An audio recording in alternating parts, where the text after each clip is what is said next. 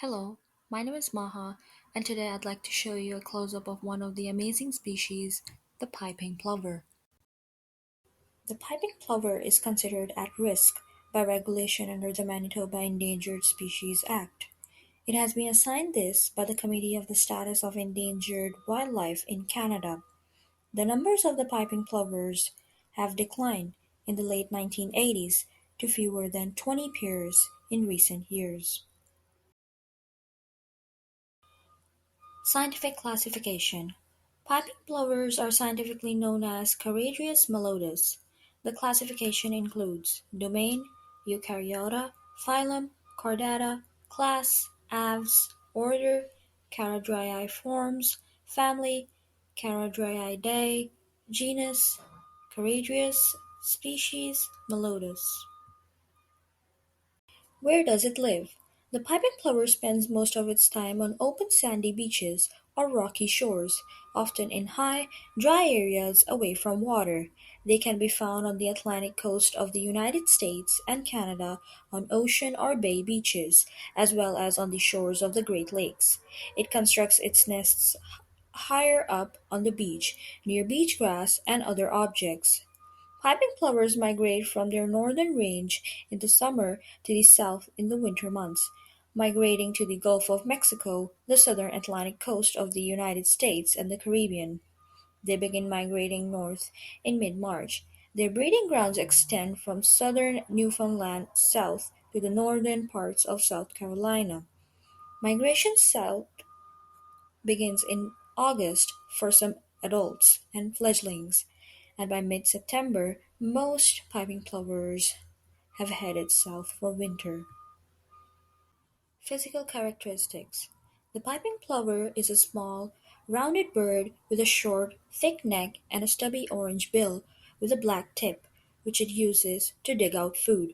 Its sand color allows it to blend in with its beach surroundings and hide from predators.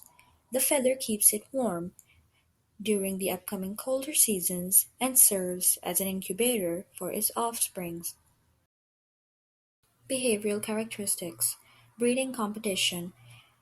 Piping plovers perform courtship rituals to attract mates. The display most often seen by people is a courtship flight in which the male plover loops through the air, constantly peeping, often swooping very close to the ground near the female. Love. Female plovers embrace their offsprings and look after them until they are on their feet. Conflict. Piping plovers appear to be aggressive and may defend food and mating patches during the winter period. Interaction. The piping plover's call is a plaintive cry, sometimes described as a whistled peep-loo, with the first syllable higher. The male calls vigorously during its courtship flights and when preparing nest scraps. Reproduction. The female piping plover mates through sexual reproduction and lays four eggs in a small, shallow nest lined with pebbles or broken shells.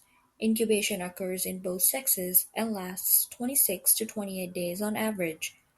The eggs and chicks are cared for by both parents. They reach sexual maturity at the age of 1 year. Piping plovers have a lifespan of less than 5 years. Ecological role.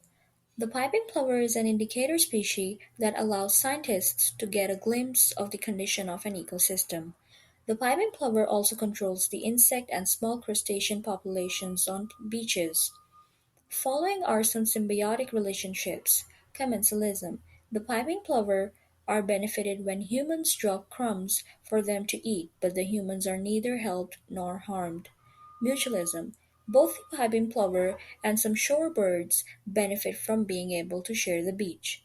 Commensalism. Humans can play in the sand where the piping plover is, and the piping plover won't be bothered, so they can still have fun.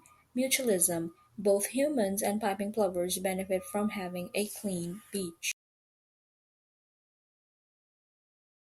Threats: 1.